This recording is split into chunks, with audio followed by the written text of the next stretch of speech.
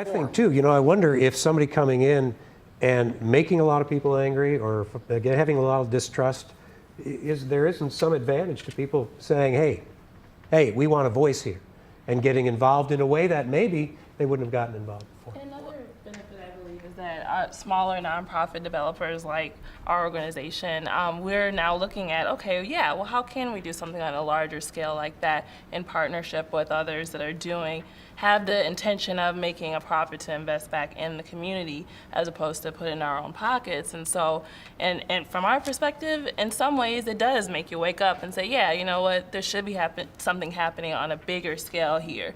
And we shouldn't wait for a private developer to come and drive that. So. Well, and again, I would contend, and I think Beyond Housing and a number of the other community development organizations in the St. Louis region would contend that really where you need to focus is on process and where you start. Community members are human beings. Everybody has needs, wants, dreams, desires. People understand that you need to pay the bills, whether it's the salaries of the employees at your organization, or if you want to make a little bit of money. And people understand if you're authentic, if you're real. People can smell BS a mile away. But if you're genuinely authentic and come to a table and say, Todd, I'm a for-profit developer, but I'm interested in this, and this is why it might make sense to me. Would you be willing to engage with me? What would you like to see? I'm convinced that that could lead to success in a big way. We brought up a couple of things when we was talking about the Target store, right? I mean, there's a lot of people who'd love to have a Target store somewhere nearby. That in some ways is a good thing, unless it's not where my house is. Not unless it's where your house is. And you talked about mom and pop stores in the neighborhoods. Is that again? That seems to be the mom and pop thing, especially. Seems to be much more organic. How does that develop? How does that work successfully? I don't mean as an individual. There's one store. I mean, we saw. The beauty shop was there, but it replaced the market that went out of business. Not replaced, but there was a balance there. How does that happen? That's what you're looking for is the balance. You're looking for a combination of things, not all big business, not all big industries, not all things that lend themselves well to people with money. You're looking for things. I know at one of the sessions, Mr. McKee talked about his interest and his commitment to diversity in the developing community. Well, I don't think you have that diversity, or you can achieve that diversity unless you have all of those little components. What about density? Well, I think density is no? Density's no, not an issue? I agree, but I was just going to say with regard to business, I mean, if the north side tries to compete with the suburbs and just has try the big shopping center and the big box and everything, they're going to lose. They're going to lose. You need to have something that's distinctive, something that's different. People like to have this. It can be obviously some big businesses, but you've got to weave in this small mom and pops that are interesting. It has to be urban, cafes and coffee shops and everything. Whatever that means. That can happen. If you look at what's happening in Crown Square in the old North St. Louis neighborhood, number of new businesses have relocated to Crown Square. They feel the positive momentum of what's happening in that community. People have moved in, people have set up shop, and you have all types of businesses there that are hiring people, that are offering goods and services to the community. So we've seen it happen just very close proximity to this area, and so there's no reason to think that can't be replicated. There's even some cultural institutions on the 14th Street District. There's some cultural institutions. Again, some artistic people there. Again, those are things that make a community in my estimation.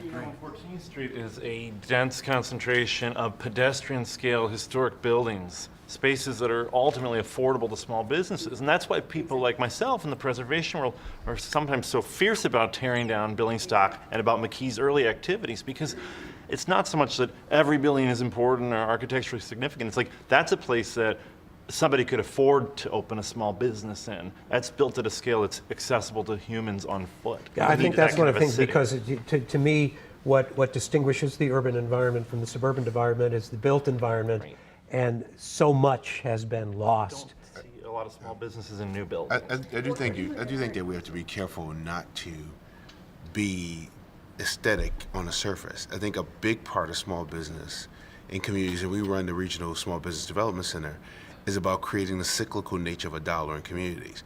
And what we know in most minority communities is a dollar barely cycles once. And so without that happening, there is no long-term growth and sustainability. And so I think we again, for those of us who work in those communities, have lived this over and over again and have to guard against And it's not the developer's responsibility, it's our responsibility to make sure that those things occur because we know that they're there and that they're unintended consequences. But can you work within what Paul McKee wants to do? I think that's the question. I think for everybody, right? He's willing to have us work Right. within it. I think we, are, certainly those of us sitting around this table, are anxious for the opportunity to work with him in just that way. And I think it's crucial to the success of his project that we do so. I was going to say earlier, just in it, as an example, we're talking about large, beautiful buildings as opposed. Our building is a building built in 1916. It's a beautiful building. We are struggling to do renovations on a small scale, step by step. We could never go and build a state-of-the-art new museum facility. Mr. McKee probably could, or he could use his resources to do it. We couldn't do that. But I think there is a value to the community of having that kind of institution in the heart of a project like this, in the middle of a project like this. And I think it behooves developers, whoever they are, to make sure that those kinds of things have some sustainability and that they grow with the projects. I think that's what we are all kind of hoping will happen with the project. I agree with that whole. I'll give you guys the last word over here. Well, Go I ahead. was going to say, what the phrase that's sometimes used is patient capital. Capital that's patient, that doesn't just want to jump in and lay something on the ground, but can work patiently over time. And when I'm looking around the room at people who work in community development, they've been doing it for 10, 15, 20 years. It's really tough work.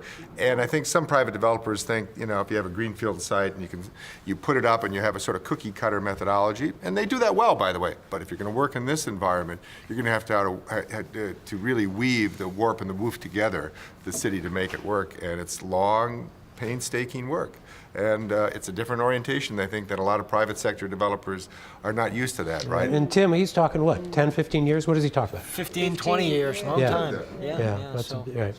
Well, thanks, everybody.